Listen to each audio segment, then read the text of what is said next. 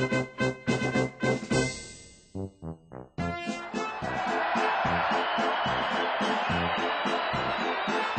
goodness!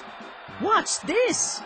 Ladies and gentlemen, the citizens of our fair village would like to take this opportunity to welcome the distinguished Herr Professor Harold Syntax. I simply can't believe it. Can it be true? Why, I believe it is. It's my seventh cousin Horatio, old silver-tongued Syntax, they call him, from one of the more politically inclined wings of the family. Those Syntaxes love to talk, even more than I do. In fact, they simply never stop, primarily because they were the ones who turned the use of conjunctions into a high art. A conjunction, as you may know, is a word that joins words or groups of words, and is the most popular of what are called coordinating conjunctions, one of the three classifications into which all conjunctions fall. Coordinating conjunctions connect words or groups of words that are of basically equal importance in a sentence. In addition to and, other all-time favorite coordinating conjunctions are but, or, nor, and for. Correlative conjunctions, on the other hand, are always used in pairs, such as neither nor.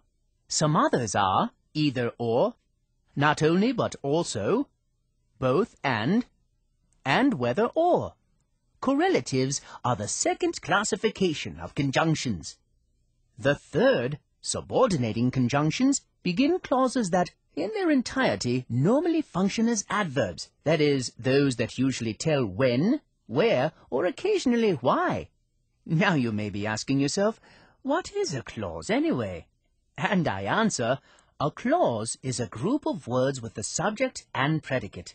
It can be an entire sentence or part of a sentence.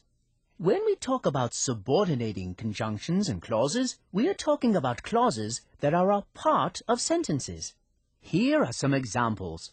The clause in the first sentence, because he can't stop, contains a subject, he, and a predicate, can't stop, and tells why Horatio talks.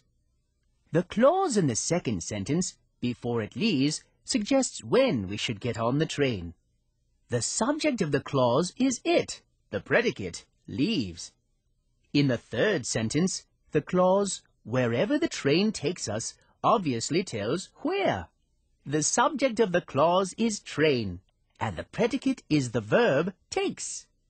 Because each of these clauses acts as a modifier, each is not as important as, or as one might say, is subordinate to the other clause in the sentences. And so, logically, the conjunction used to introduce the subordinate clause is called the subordinating conjunction.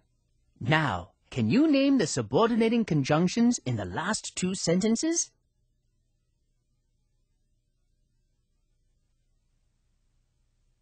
That's right, before and wherever. Here is a list of some more commonly used subordinating conjunctions. We'll give you some time to commit them to memory. Try to remember as many as you can.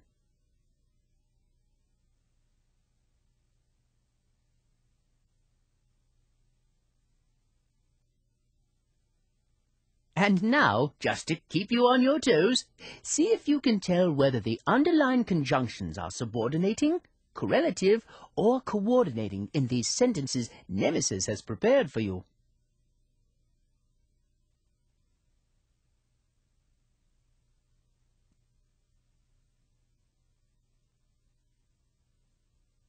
How did you do?